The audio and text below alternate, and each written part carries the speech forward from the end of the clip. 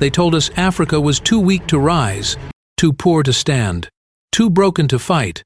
Yet from the dust of Ouagadougou, a young soldier steps forward. Captain Ibrahim Traoré, not with polished speeches, not with the blessing of Paris or Washington, but with fire in his voice and defiance in his heart, he dares to say, "Our gold is ours. Our future is ours." For the first time in decades, millions believe it could be true. A continent long chained might finally be ready to break free. They told us Africa was too weak to rise, too poor to stand, too broken to fight. Yet from the dust of Ouagadougou, a young soldier steps forward. Captain Ibrahim Traoré, not with polished speeches, not with the blessing of Paris or Washington, but with fire in his voice and defiance in his heart, he dares to say, "Our gold is ours. Our future is ours." For the first time in decades, millions believe it could be true. A continent long chained might finally be ready to break free. The story of Burkina Faso begins in contradiction. A landlocked nation, blessed with gold reserves that rank among the largest in the world. Yet its citizens survive on less than $2 a day. Classrooms collapse while billions flow abroad. Families struggle to eat while foreign companies prosper. It is not just poverty, it is poverty amid plenty.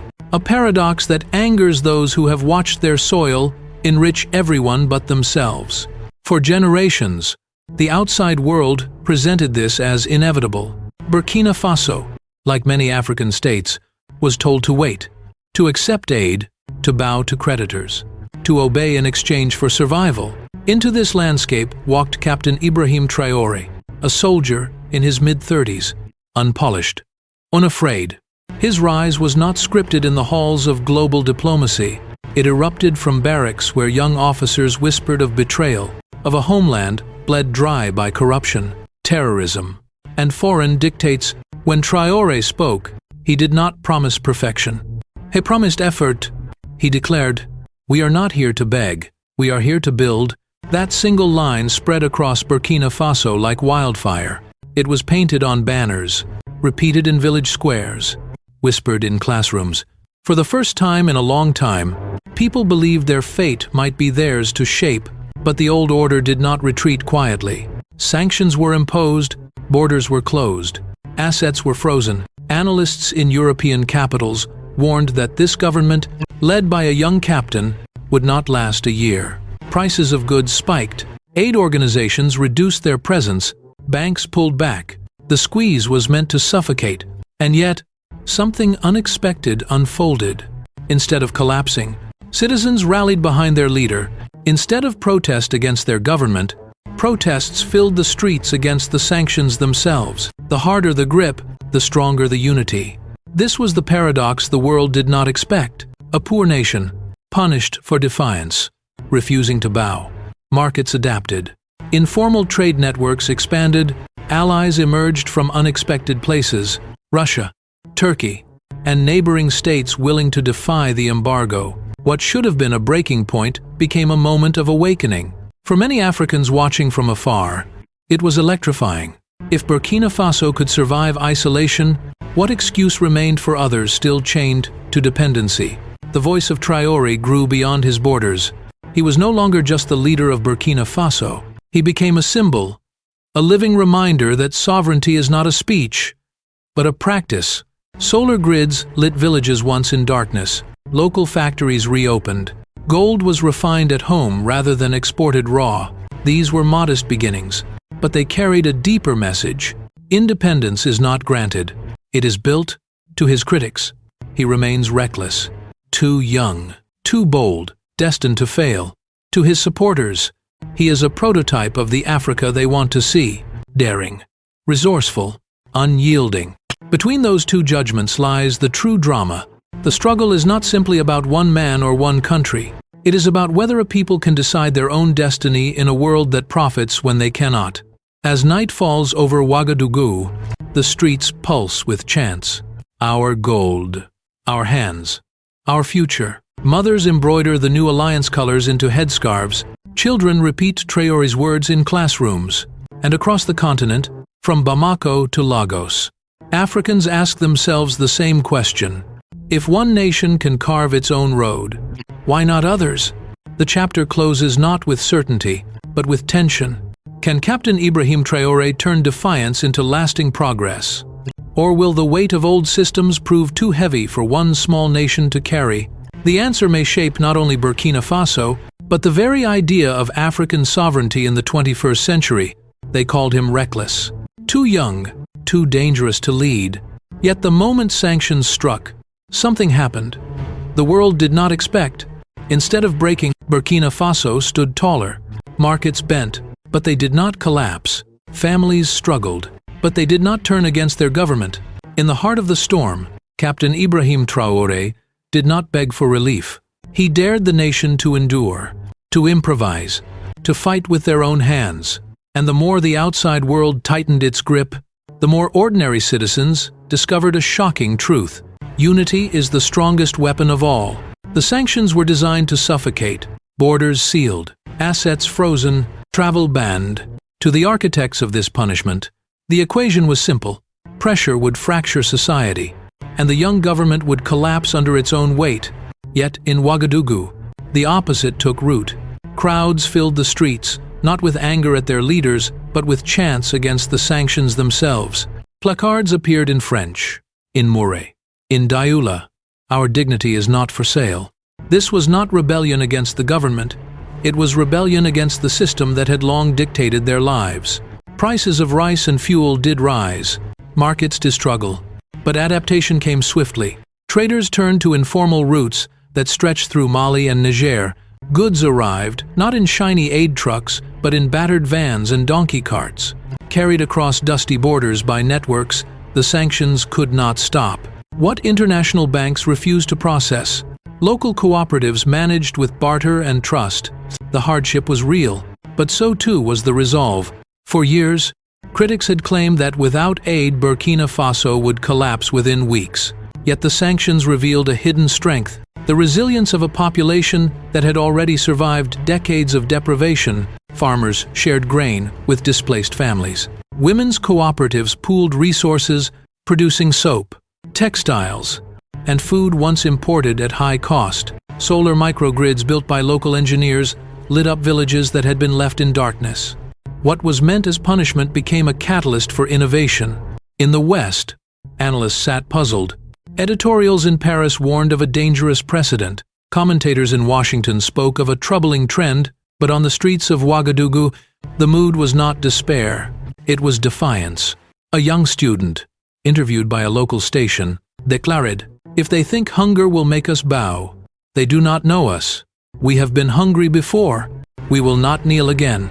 Captain Ibrahim Traoré understood that this unity was fragile but powerful. He framed the struggle not as an economic policy dispute, but as a fight for dignity. "We will not wait to be saved," he told a gathering of youth.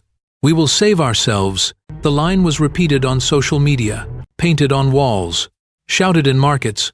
It transformed hardship into pride, sacrifice into a badge of honor. Yet the risks remained. Armed groups continued to threaten rural communities. International banks closed their doors. Families endured nights without food. The burden was immense, and the question lingered: how long could resilience sustain a nation under siege? For Africa, the spectacle was magnetic. In Bamako, in Niamey, in Dakar, citizens saw a mirror of their own frustrations. Hashtags like Sovereignty Now and Undeniable Progress began to trend.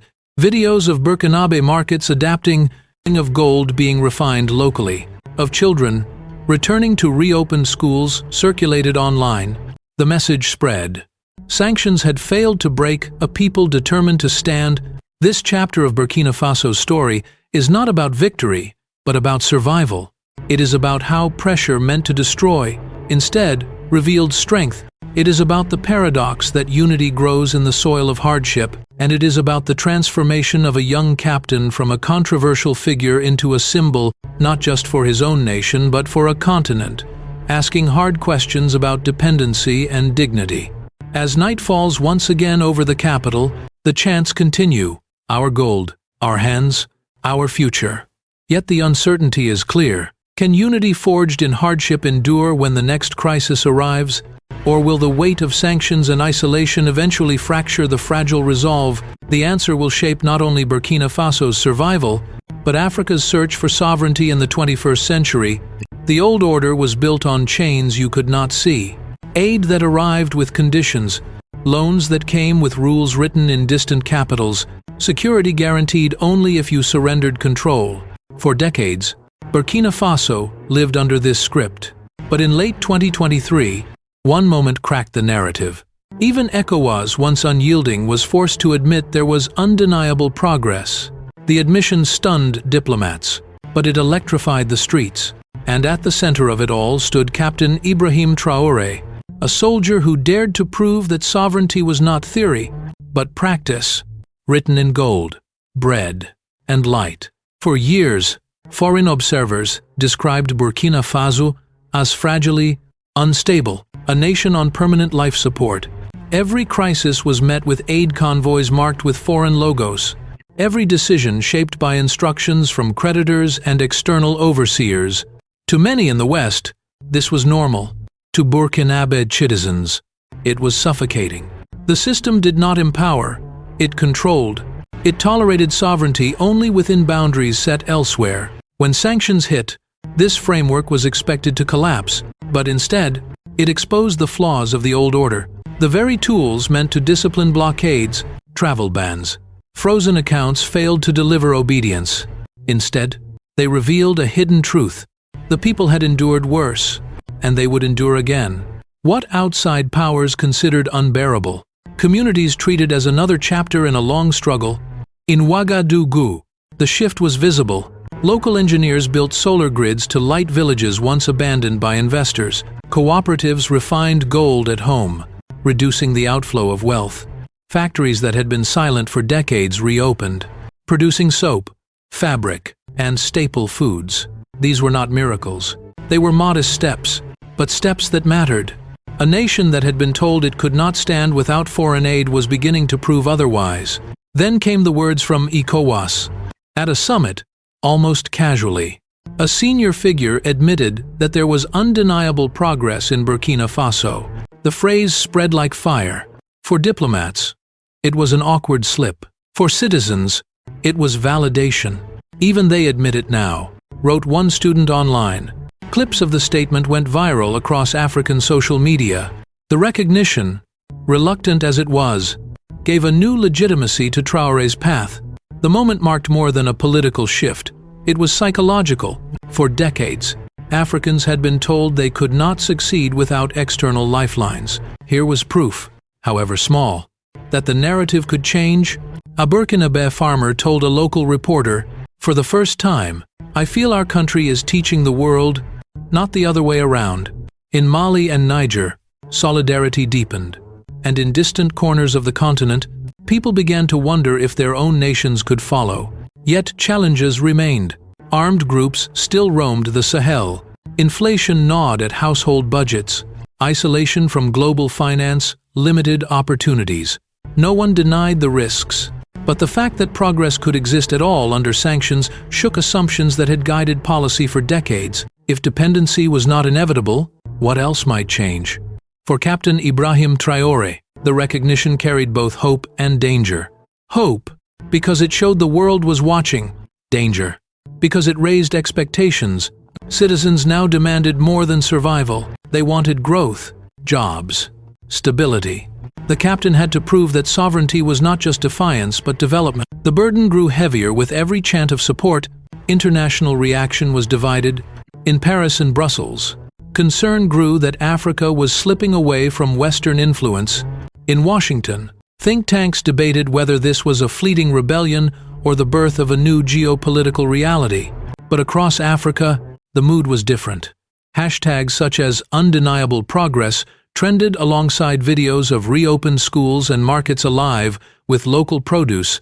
The paradox was undeniable. Sanctions had not broken Burkina Faso. They had forced it to innovate. What was meant as punishment became proof of resilience. As the sun set over Ouagadougou, banners flew above the crowds. Our gold, our hands, our future. Mothers embroidered the colors of the Sahel Alliance into scarves. Young people painted murals of Traoré on cracked walls.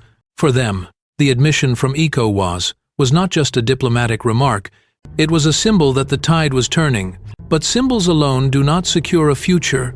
Can the fragile gains of today withstand the storms of tomorrow? Or will the weight of expectation crush a young nation daring to rewrite its destiny? History rarely changes in silence. It changes in thunder. In late 2023, the deserts of the Sahel echoed with a declaration no one saw coming. Burkina Faso, Mali, and Niger, three nations punished with sanctions, joined hands to form a new alliance, the Alliance of Sahel States. One flag, one vow. An attack on one would be answered by all. Crowds filled Ouagadougou with chants of unity, mothers sewing new colors into scarves, children waving banners high. At the center of this storm stood Captain Ibrahim Traoré, no longer just a leader, but the voice of a movement rewriting Africa's destiny. The creation of the Alliance of Sahel States (AES) marked a turning point. For decades, the region had been described as fragile, dependent, always in need of rescue.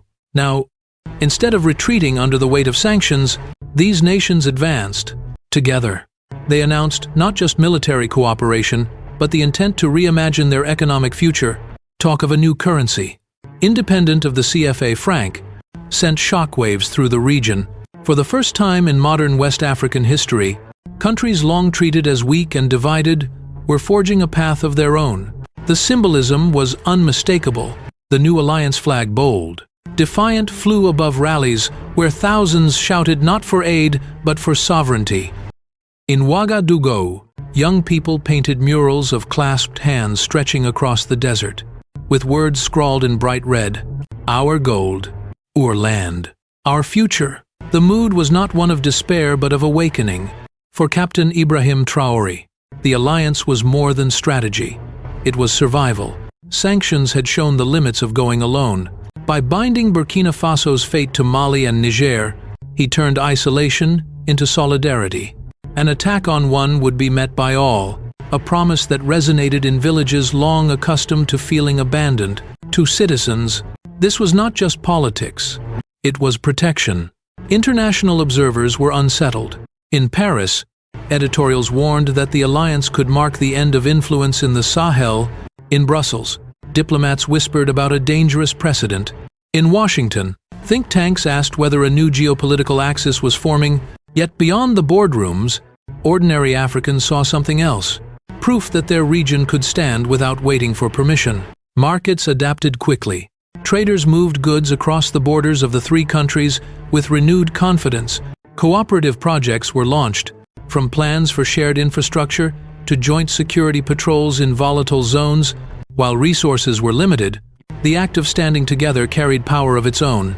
For many, the alliance was less about immediate capacity and more about a declaration. Dependency was no longer the only script. The emotional impact ran deep. In Mali, crowds cheered, news broadcasts showing Traoré standing alongside his counterparts. In Niger, rallies waved both the national flag and the new alliance colors. Social media amplified the moment. Hashtags like Sahel United and Sovereignty Now spread across the continent. Videos of celebrations in Ouagadougou reached not only Africa, but diaspora communities in Europe and America, where pride swelled at the sight of African nations taking their destiny into their own hands. But the risks were real. Economic retaliation loomed. Aid channels narrowed further. Critics warned that without access to global finance, the alliance could stumble. Armed groups remained active, testing the fragile security cooperation. The road ahead was uncertain, and even supporters admitted that the challenges were enormous. Still, the fact that nations under siege were advancing instead of retreating was, in itself, a revolution. For Traoré, the alliance carried personal significance. He had risen from barracks whispers to become a continental voice. Each step forward increased his burden. Expectations soared. Citizens now looked not only for survival but for growth, for jobs, for dignity that could last beyond slogans. His speeches reflected that tension, bold, but grounded in the reality of sacrifice. "We will walk this road together," he told a rally in late 2023. "It will not be easy, but it will be ours." As the year closed, one truth was clear: the old tools of control no longer worked as before. Sanctions designed to punish had instead forged solidarity. A new flag flew across the Sahel, and with it came a question that unsettled capitals far beyond Africa. If three sanctioned nations could stand together and declare sovereignty, what would stop others from following? The old powers thought they had time. They believed sanctions would starve resistance, that isolation would break the will of a poor, landlocked nation. But the script failed. Burkina Faso did not collapse. It adapted. It resisted. And when ECOWAS faltered, the West grew uneasy. Editorials in Paris spoke of losing Africa. Briefings in Washington warned of a dangerous precedent. At the heart of every debate stood one figure: Captain Ibrahim Traoré.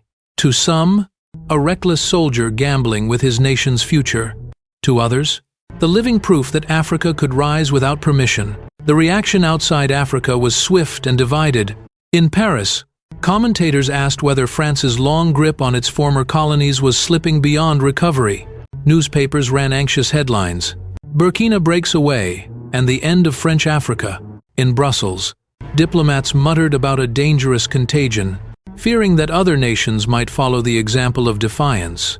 In Washington, policy think tanks debated whether Traoré's path was a temporary rebellion or the early steps of a new geopolitical reality. Inside Burkina Faso, the mood was far less cautious. Crowds filled the streets with chants against sanctions. Slogans painted on city walls read, "Sanctions cannot starve dignity." Mothers stitched the colors of the new Sahel alliance into clothes and headscarves. Young people shared videos of local gold refining and solar grids powering villages, clips that spread far beyond national borders. To the people living through it, this was no longer theory. It was lived sovereignty. But the more visible Traoré became, the sharper the resistance grew.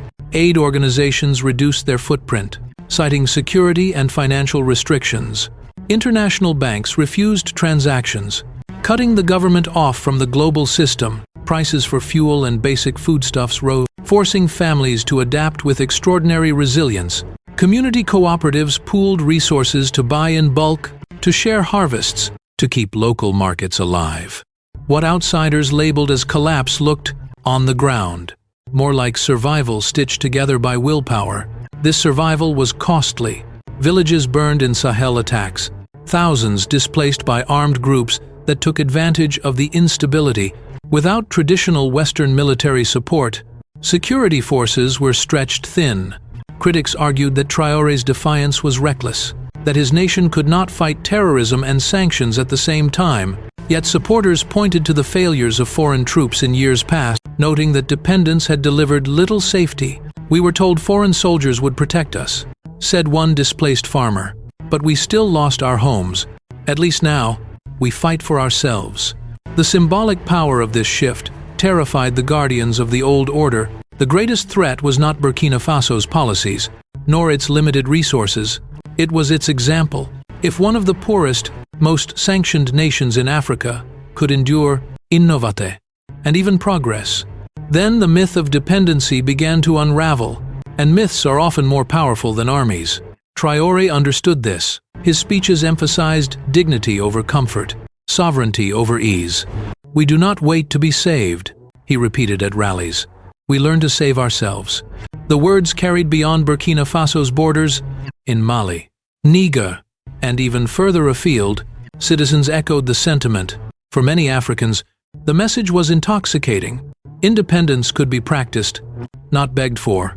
International media began to frame him as both a hero and a villain. Profiles described him as Africa's youngest revolutionary leader. Critics dismissed him as a populist who would eventually fall, yet the fascination was undeniable. A soldier from a small, impoverished country was forcing the world to confront uncomfortable truths about power, control, and freedom. As 2024 unfolded, the stakes only grew higher. Could Burkina Faso turn its defiance into lasting growth? Could schools remain open, markets thrive, and communities survive without external lifelines? Or would the strain prove too much, leaving the nation vulnerable to the very forces it sought to escape? For now, the question remains unresolved. But one fact is clear: The old order no longer looks invincible. And that reality, more than any speech or sanction, may be the most shocking change of all. Burkina Faso was never meant to survive.